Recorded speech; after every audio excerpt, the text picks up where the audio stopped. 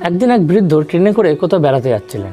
এমন সময় 5 যুবক এসে সেই বৃদ্ধের পাশের সিটে এসে বসে এবং তারা খুব হই হুল্লোড় করতে থাকে এবং তারা নিজেদের মধ্যে নিজেরা আলোচনা করে সবাই 200 টাকা করে দে এবং আমরা রাত্রে গিয়ে বহুত বড় একটা পার্টি করব। তখন তারা 200 টাকা করে এক জায়গায় করে একজনের কাছে সেই 1000 টাকা রাখতে দিল। এমন সময় তারা ঠাট্টা করতে করতে ট্রেনের চেনটা ধরে টান দিল। তখন টিটি এসে জিজ্ঞাসা করলো এই ট্রেনের চেনটা কে টেনেছে। ওই 5 যুবক শয়তানি করে সেই বৃদ্ধের দিকে ইশারা করলো যে এই লোকটি এই ট্রেনের চেনটি টেনেছে।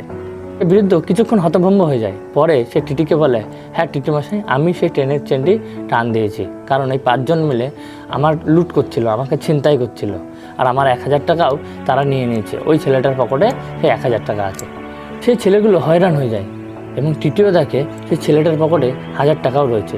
সেই 1000 টাকা নিয়ে সে বৃদ্ধটিকে দিয়ে দেয় এবং সেই 5 জনকে ধরে নিয়ে যায়। Moral of